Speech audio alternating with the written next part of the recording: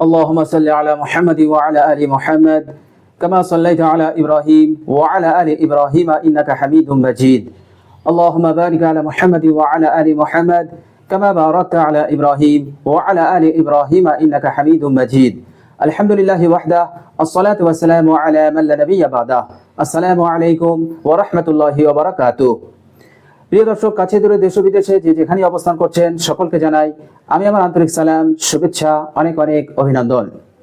প্রিয় দর্শক, আজকের ভিডিওতে খুবই মূল্যবান দুটি আমলের কথা আমি আপনাদের সঙ্গে শেয়ার করব ইনশাআল্লাহ। প্রিয় দর্শক, এই দুটি আমলের বরকতে আমরা আমাদের জীবনের সব ধরনের অভাব অনটন থেকে মুক্তি লাভ করতে পারি।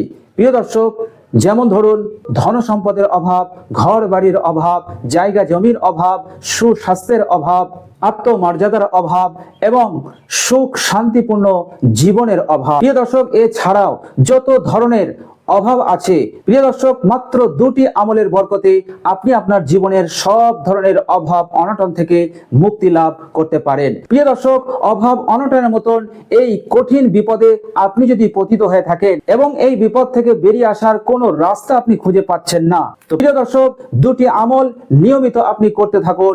ইনশাআল্লাহ এই দুটি আমলের বরকতে আপনি খুবই তাড়াতাড়ি আপনার জীবন থেকে সব ধরনের অভাব অনটনকে আপনি দূরীভূত করতে পারবেন এবং অনায়াসে অতি সহজে আপনি সুখ শান্তিপূর্ণ একটি জীবন গড়তে পারবেন। তো প্রিয় দর্শক, এই দুটি মূল্যবান আমল জানতে ভিডিওর শেষ পর্যন্ত থাকুন। প্রিয় দর্শক, আবু দাউদ, নাসাই, ইবনে মাজাহ এই তিন সহিহ কিতাবের মধ্যে, এই তিন সহিহ হাদিসের মধ্যে দোয়াটি বর্ণিত হয়েছে, যেখানে বিশ্বনবী সাল্লাল্লাহু আলাইহি সাল্লাম বলেছেন, তোমরা এই দোয়াটি পাঠ করো।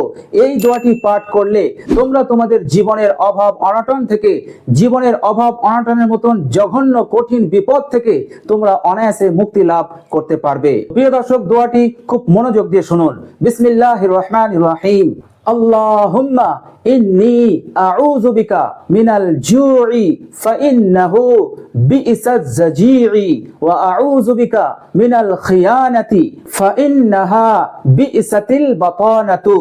প্রিয় দর্শক, এই দোয়াটির বাংলা অনুবাদ হচ্ছে, আপনি এই দোয়ার মাধ্যমে আল্লাহ সুবহানাহু ওয়া তাআলার কাছে এটাই বলছেন, আল্লাহুম্মা ইন্নী আউযু বিকা মিনাল জুই, হে আল্লাহ, আমি আপনার কাছে ক্ষুধার্তর মতন অভাব হতে আমি আপনার কাছে পানাহ চাইছি। কেননা ফাইন্নাহু বিইসাজ জাজিউ, কেননা ক্ষুধার্ত হচ্ছে অধিক কষ্টকর জিনিস এবং অসহনীয় এক বিপদ, এক সংকট। তো প্রিয় দর্শক, এই ক্ষুধার্ত হতে আমি আপনার কাছে আশ্রয় চাইছি। হে আল্লাহ, আমি আপনার কাছে আশ্রয় চাইছি আপনার আমানতের খিয়ানত করা হতে।